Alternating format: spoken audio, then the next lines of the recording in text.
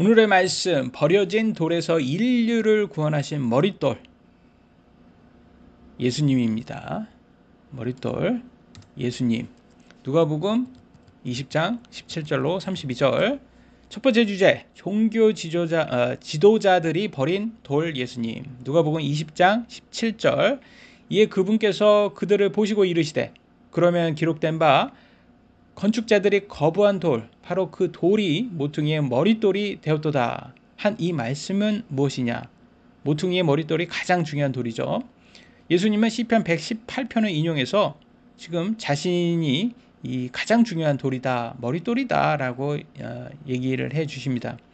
그럼 건축자는 누구이겠습니까? 이스라엘 종교 지도자들을 말하는 거죠. 그들은 예수님을 그냥 쓸모없는 돌로 여기고 버렸죠.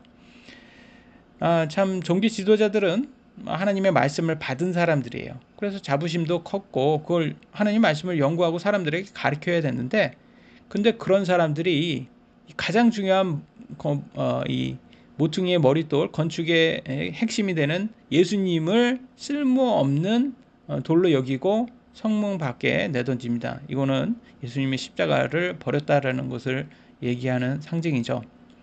세상은 이렇게 화려한 겉모습을 집착하고 그런 것이 없으면 이렇게 무시를 합니다. 참 하나님은 그렇게 무시당한 예수님은 그렇게 머릿돌이면서도 무시당한 종교 지도자들에게 무시를 당하셨죠.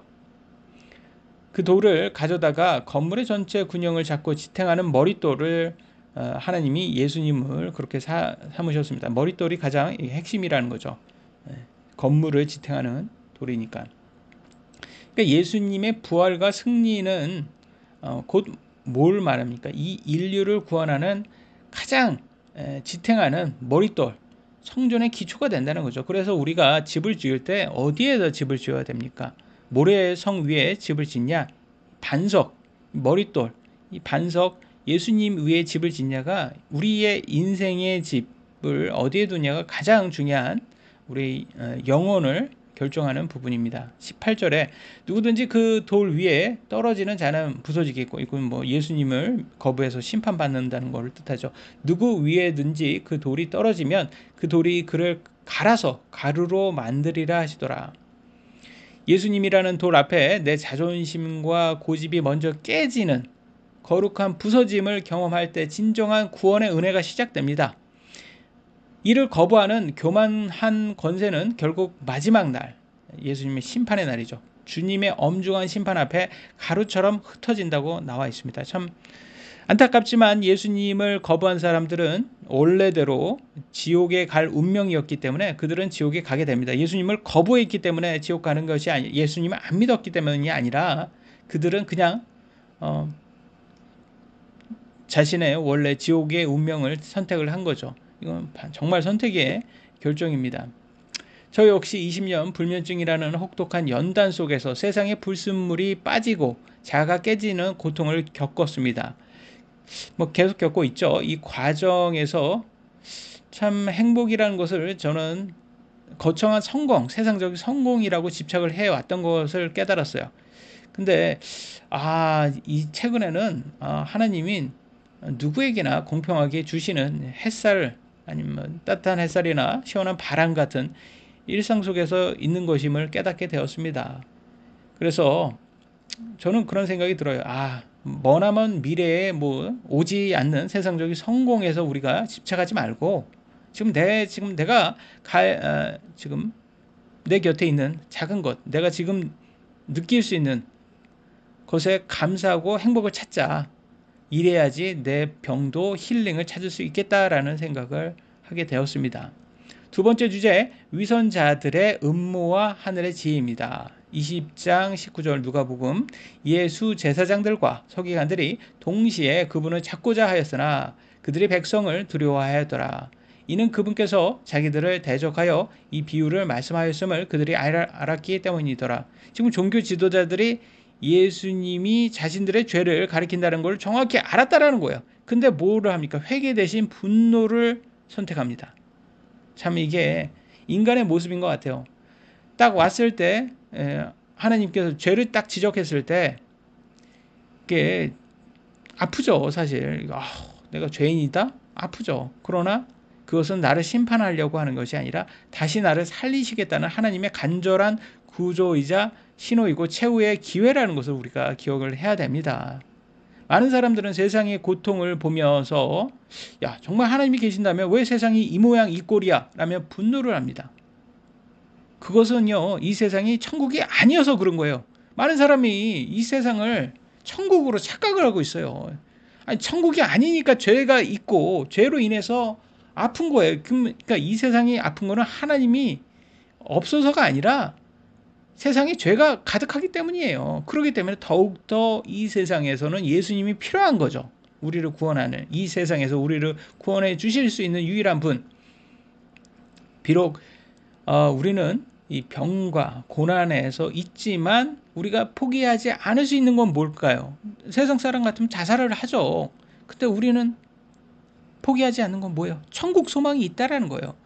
그래서 오늘의 이 고통도 우리는 견딜 수 있는 거예요. 이 힘이 어디에서 온다? 천국 소망에서 오는 거예요. 이거는 예수님 믿은 사람만 올 수 있는 겁니다. 세상의 고통은 하나님의 방관처럼 보이지만 사실은 이거는 우리의 믿음 테스트입니다. 삶이 이렇게 고단한데 너는 아직도 나를 신뢰하면서 걸을 수 있겠냐? 라고 주님께서 물으실 때 우리는 묵묵히 하루를 살아내면서, 그러면서 여러분의 견딤 그 자체가 가장 위대한 믿음임을 증거하는 겁니다. 하나님께 떳떳하게 증명하는 거예요, 여러분. 내 삶이 내 뜻대로 흐르지 않는다고 분노하는 것은 삶의 주권을 놓지 못하는 이게 종교 지도자들의 모습입니다. 그래서 이제 그 무거운 분노를 내려놓고 우리의 삶의 주인이 되시는 하나님께 모든 걸 맡겨야 합니다. 그리고 오늘 내가 누릴 수 있는 일상의 작은 기쁨을 찾고 하나님께 감사할 때 이렇게 치유가, 힐링이 시작되는 거죠. 누가복음 20장 20절에 이에 그들이 그분을 지켜보다가 자기들을 의로운 사람으로 가장하는 정탐꾼들을 보내었으니 이것은 그들이 그분의 말씀을 책잡아서 그들을 총독의 권세와 권위에 넘기고자 함이더라. 종교 지도자들은 예수님의 권위 앞에서 자신들의 허물이 드러나자 그것을 고치려 하기보다는 오히려 가면을 쓴 채 주님을 함정에 빠뜨리려고 계획을 세웁니다. 그들은 스스로를 의로운 사람으로 가장하는 정탐꾼들을 보냈습니다. 그러나 그 거룩한 겉모습 속에 날카로운 칼날이 숨겨져 있었죠. 그들의 목적은 진리를 배우는 것이 아니라 예수님의 말씀 중에 단 하나라도 꼬투리를 잡아서 로마 총독의 법적 심판에서 넘기려고 책잡으려고 했던 것이죠. 종교 지도자들의 의로움은 참 마치 자신들이 그냥 나만 의로워 이렇게 전유물처럼 독점하려는 경향이 있어요. 그리고 백성들을 하는데 너네들은 그냥 죄인이야. 그냥 내 말을 듣기만 하면 돼. 이런 식으로 컨트롤하려고 합니다. 얼마나 모순적이고 우습습니까? 성경을 읽는다고, 연구한다고 자신들이 하나님이 됩니까? 아니죠. 하나님 앞에서는 모두가 다 똑같은 죄인이에요. 성경 읽는다고 하나님이 안 돼요. 그들은 하나님이 주신 거룩한 말씀을 오히려 남을 정죄하고 심판하는 날카로운 칼날로 휘둘고 있어요. 이것이 바로 당시의 종교 지도자들이 빠졌던 가장 무서운 영적 이렇게 교만함이었습니다. 영적으로 교만함. 참 이게 우리도 이런 영적 교만함에 빠지지 않도록 경계해야 됩니다. 말씀을 깨닫는 것이 누군가를 판단하기 위한 도구가 된다면 우리 역시 그들과 다를 바 없는 길을 걷게 됩니다.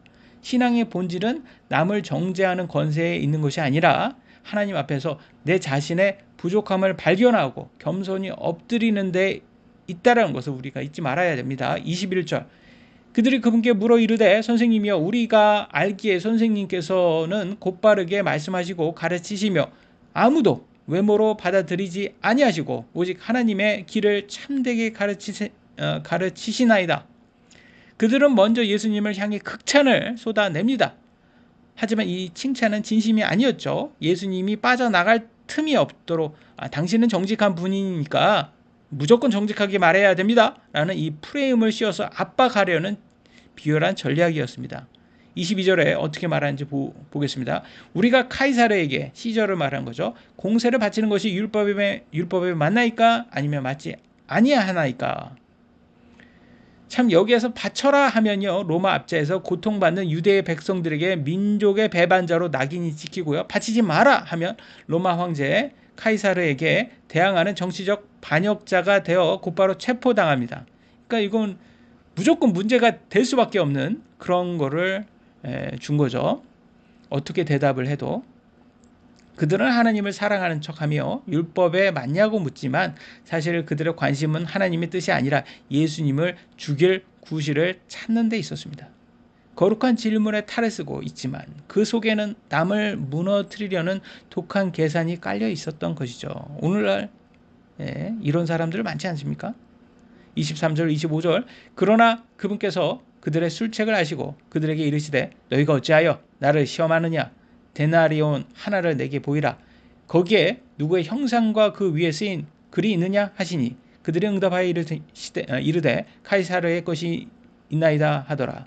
그러자 그분께서 그들에게 이르시되 그런즉 카이사르의 것들은 카이사르에게 바치고 하나님의 것들은 하나님에게 바치라 하시더라. 이 말씀은 단순히 세금을 내라는 뜻을 넘어서 우리가 발 딛고 있는 이 세상의 질서와 법을 존중하는 정직한 시민이 되어라는 의미입니다. 그리스도인이라고 해서 세상의 의무를 소홀히 하거나 무시해도 된다는 뜻이 아니죠. 오히려 세상 속에서 누구보다 성실하고 책임감 있게 살아가는 하나님을 믿는 사람이 마땅한 도리라는 것이죠. 동시에 예수님은 우리 인생의 근본적인 주인이 누구인지를 분명히 말씀해 주십니다. 동전의 황제 카이사르 시저의 얼굴이 있듯이 우리 인간의 영혼과 육에는 하나님의 형상으로 우리가 창조된 존재입니다. 그러니까 우리 인간을 보면요, 그게 하나님의 형상이라는 것이죠. 돈과 권위는 세상의 질서 아래에 있을지 몰라도 우리의 생명과 가치관 그리고 중심만큼은 오직 하나님의 것이라는 것입니다. 세상 일을 할 때 하나님의 일을 하듯 정성을 다하고 하나님의 예배할 때도 온 마음을 다해서 그분의 주권을 인정하는 조화로운 삶을 우리는 살 필요가 있습니다. 결국 이 말씀은 우리에게 품격 있는 신앙인이 되라는 도전의 말입니다. 직장과 가정, 사회라는 삶에서 그 현장에서 정직하고 성실하게 책임을 다하는 우리들 되기를 기도합니다. 26절 이에 그들이 백성 앞에서 그분의 말씀을 책잡지 못하고 그분의 대답에 놀라며 잠잠하더라.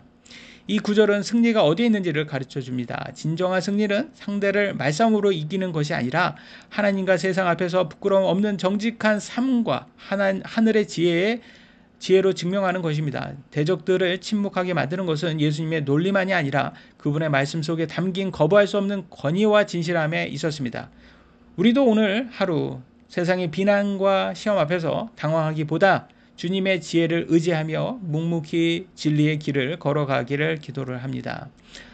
마지막 세 번째 주제입니다. 현세적 틀에 갇힌 부활의 논쟁입니다. 20장 27절로 28절 그때 부활이 있다는 것을 부인하는 사두개인들 중에 어떤 자가 그분께 와서 물어 이르되 선생님이여 모세가 우리에게 써주기를 만일 어떤 사람의 형이 아내를 두고 자식이 없이 죽으면 그 동생이 자기 형의 아내를 취하여 자기 형에게 씨를 일으켜 세울지니라 하였나이다. 사두개인들은 당시 성전을 관리하던 상류층이었습니다. 그러나 철저한 현세주의자였어요. 그래서 눈에 보이는 것만 믿는다는 거죠. 오늘날 무교인들하고 비슷했습니다. 그들은 천사도 믿지 않았고요. 영혼 이런 거 믿지 않았어요. 눈에 보이지 않잖아요. 그리고 가장 결정적으로 부활을 믿지 않았어요. 그래서 바리새인들은 부활을 믿었는데 이 사두개인들은 같은 종교 지도자들이었는데 이게 부활을 믿지 않았어요. 오늘날 무교인들이라고 생각하시면 됩니다. 그들에게 중요한 것은 오직 이 땅에서의 권력과 안정이었습니다. 그죠? 오늘날 무교인도 그렇죠. 눈에 보이는 것만 믿죠. 그런 그들이 예수님께 나온 이유는 진리를 알기 위함이 아니었겠죠. 당연히 자신들이 믿지 않는 부활이 얼마나 비논리적이고 우스꽝스러운 개념인지 증명하여 예수님을 망신 주려고 했던 것입니다. 오늘날 무교인들은 이렇게 진화론으로서 종교가 얼마나 비논리적이냐, 우스꽝스러우냐 라면서 자꾸 이렇게 말싸움 거는 사람들이 많습니다. 그러나 그들은 그러라고 하십시오. 뭐 그들이 그러겠다고 하는데 세상은 그들의 것이고 저는 마귀의 것이기 때문에 마귀가 세상을 다 가져도 저는 상관없다고 생각합니다. 우리는 천국이 우리의 본향이기 때문에 그들이 그들의 것을 갖겠다는데 말싸움하고 싶지 않습니다. 다 가지라고 저는 하고 싶습니다. 여기서 말하는 사두개인들은요, 지금 신명기 25장 5절에 나와 있는 형이 자식 없이 죽으면 동생이 형수와 결혼하여 가물을 있게 하는 이 제도를 지금 들먹이고 있습니다. 근데 이 제도는 사실 당시 고대 사회에서 홀로 남겨진 여성을 보호하고 가문의 유업을 지켜주기 위한 하나님의 자비로운 배려잖아요. 이건 배려예요. 여자 없이 자식 없이 사는 게 그게 불가능한 사회였잖아요, 그때.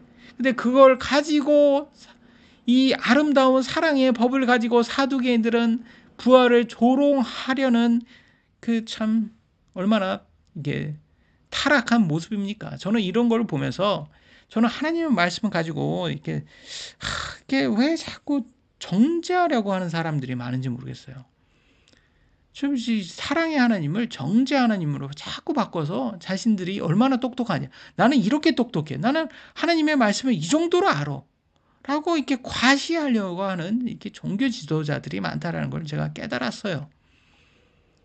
여기서 우리가 중요한 배워야 할 것은 영적 교훈이 뭐겠습니까? 똑같은 성경 말씀을 읽어도 어떤 이는 그 속에서 하나님의 사랑과 생명을 발견하지 못한다는 거예요. 아니 같은 성경을 보는데도 왜 이럴까요? 왜냐하면 그들은 자기 생각의 틀에 갇혀서 말씀을 남을 공격하거나 자기 논리를 정당화하는 수단으로만 사용합니다. 그들은 성경의 글자는 알지만 그 말씀을 주신 하나님의 마음과 능력은 전혀 몰랐던 것이죠.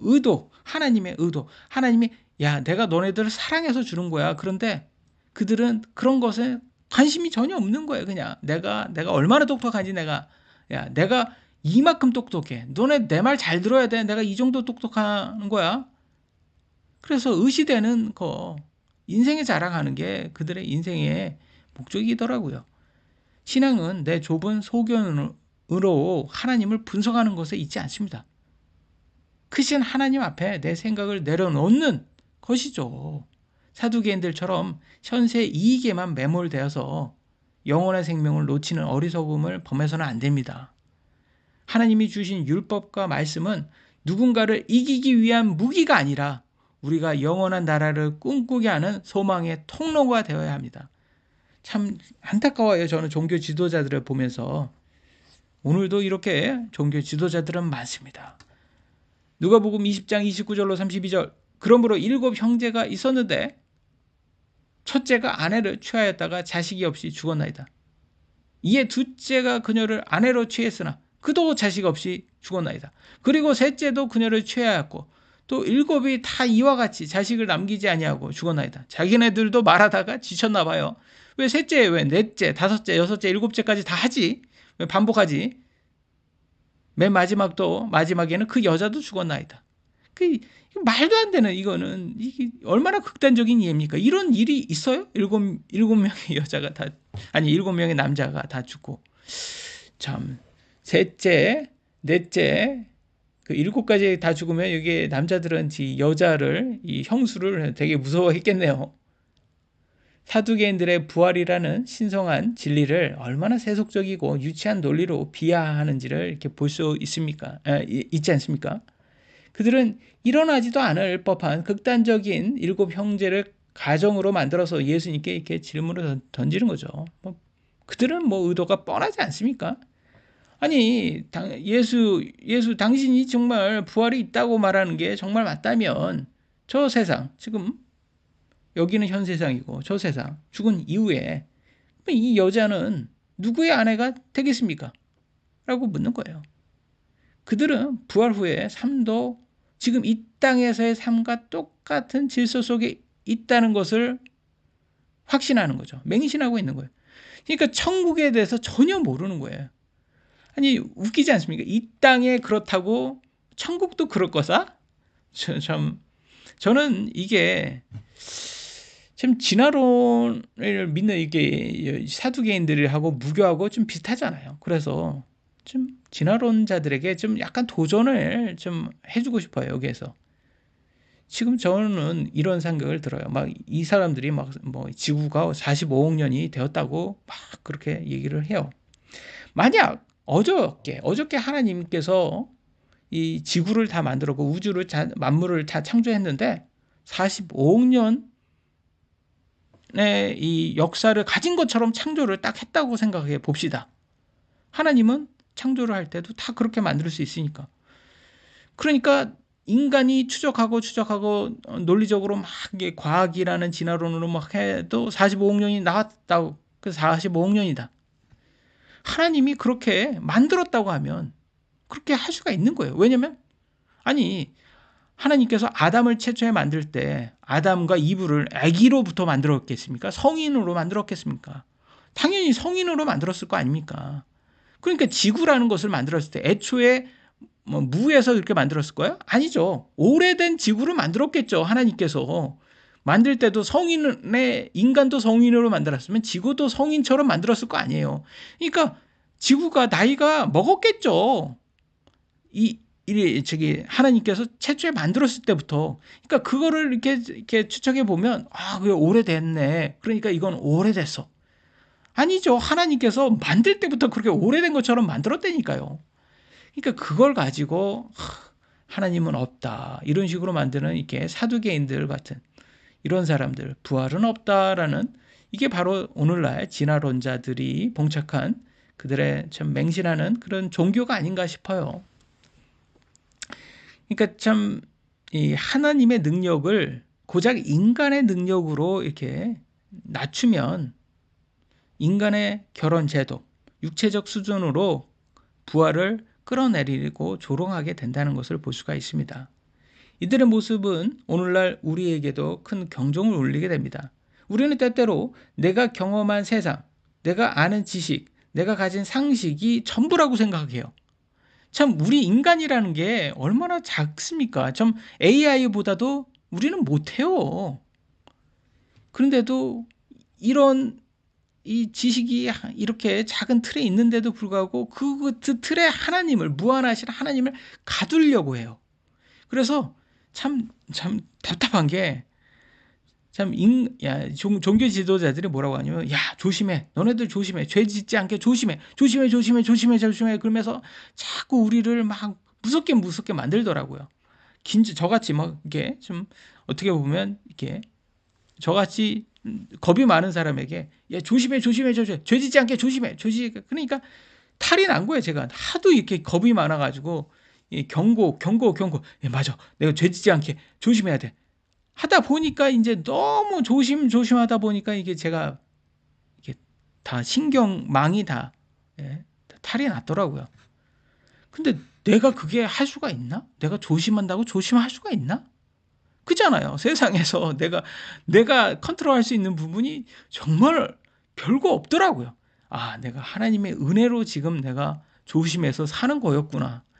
그잖아요. 내가 조심한다고 조심할 수가 있습니까? 아니, 앞에 차 사고가 나는데, 내가 조심한다고 차 사고가 안 나겠습니까? 차 사고가 날 거라면? 나겠죠. 이게 다 하나님의 주관 안에, 하나님의 섭리 안에, 하나님의 은혜 안에 있었던 거구나. 내가 조심한다고 조심했지만, 그게 내 능력이 아니었구나. 다 모든 게 하나님의 은혜였구나. 라는 것을 고백해야 된다는 거죠. 사실 여기에 내가 내려놔야지 하나님의 이 위대한 스케일이 느껴지더라고요. 사두개인들은 부활 이걸가 없앴으면 좋겠는 거예요. 왜냐면 이것 때문에 족보가 복잡해져요. 그러니까 얘네들은 야 그럼 누구 이 아내는 누구의 아내가 되는 거야? 야 족보가 복잡해.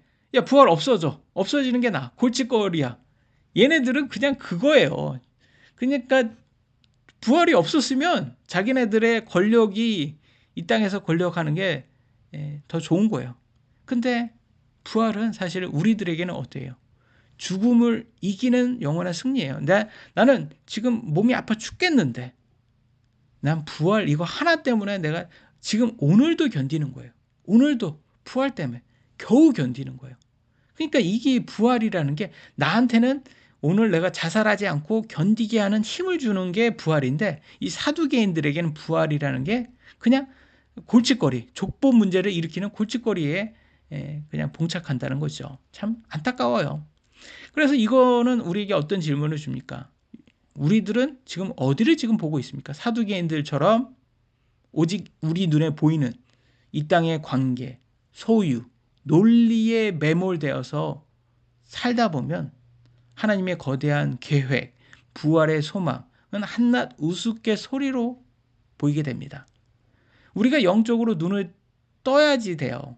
이 땅의 고통과 상식 너머에 하나님의 놀라운 이 천국의 우리를 위해서 맨션을 해서 우리에게 영원하게 살 수 있는 우리는 그런 영원한 존재라는 거죠. 와, 좀 대단하지 않습니까? 7, 80년이 아니라 우리가 영원히 천국에서 사는 존재라는 거예요. 좀 부활을 믿지 않으면요, 여러분 7, 80년 살다 죽어요. 얼마나 허무합니까? 사는 게 너무 허무해요. 왜? 죽음이 기다리고 있기 때문에. 암만 김정은처럼 잘 살아봤자 뭐예요? 7, 80년이면 다 없어질 존재인데 그냥 지금 세상 사람들처럼 술 마시면 야 먹고 죽자, 이게 전부예요. 이게요. 이 세상 사람들의 말이 허무함이에요. 이게. 그러니까 부활이 없으면 이 세상에서는 그냥 허무함이 세상을 다 지배하게 될 수밖에 없어요. 그래서 우리 예수님은 산자의 하나님을 선포하십니다. 산자의 하나님. 야, 아니야. 죽음 넘어서 우리는 영원히 사는 존재야. 너네는 그거를 믿어야 돼. 이거를 지금 말해주고 있는 거예요. 그러니까 산자의 하나님을 믿을 것이냐, 아니면 진화론처럼 아니야, 다 죽으면 다 없어져. 우리는 7, 80년이면 다 허무하게 죽을 그런 존재야. 여러분들을 우울증에 걸리게 만드는 그런 죽음을 믿는 진화론자, 이런 우울증을 유발하는 그런 허무한 허무주의에 믿으시겠습니까? 아니면 정말 우리를 영원히 사는 존재로 만들어주신 그 부활의 소망을 주신 하나님을 믿으시겠습니까? 저는 당연히 하나님을 믿죠. 얼마나 어리석습니까? 7, 80년 암만 잘 살아봤자 없어질 걸, 그걸. 참, 저는 이 땅의 것들이 참 눈에 보기엔, 지금 당장의 눈에 보기에는 참 매력적이죠. 그것까지 저는 거부할 생각은 추호도 없습니다. 그러나 그거는 영원하지 않다라는 거죠.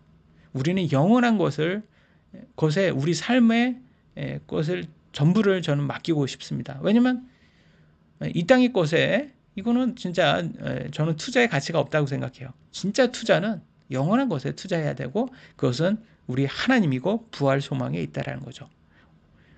오늘은 고난도 우리 부활 소망으로 잘 견디는 우리 성도들 되기를 예수님의 이름으로 기도합니다. 기도하시겠습니다. 사랑의 하나님, 감사합니다. 오늘도 참 예수님의 참 종교 지도자들과 참 이렇게 논쟁하는 게 얼마나 예수님을 힘들게 할 거라는 것을 제가 참 간접 체험을 합니다. 참 종교 지도자들은 세상에 많습니다. 자기네들이 얼마나 똑똑하다라고 과시하는 거 참 듣다 보면서 참 하나님을, 그 사랑의 하나님을 자꾸 정죄 하나님으로 이렇게 만들려고 하는 사람들이 많습니다. 참 예수님의 삶이 얼마나 힘들었을지, 그 종교 지도자들의 위선으로 참 얼마나 힘들었을지 제가 참 간접적으로만 체험합니다. 그럼에도 불구하고 우리가 잘 지금 현재 이 고통에서 부활 소망으로 잘 견딜 수 있도록 도와주시옵소서.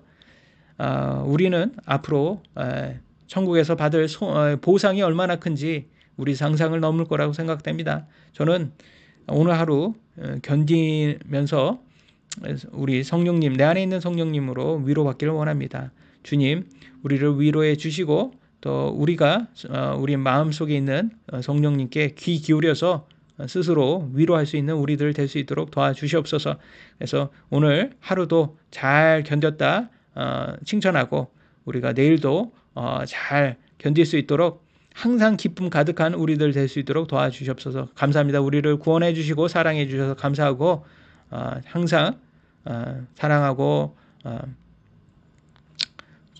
하나님 예수님밖에 없습니다. 감사합니다. 이 모든 말씀 사랑의 주 예수 그리스도의 이름으로 기도드렸습니다. 아멘.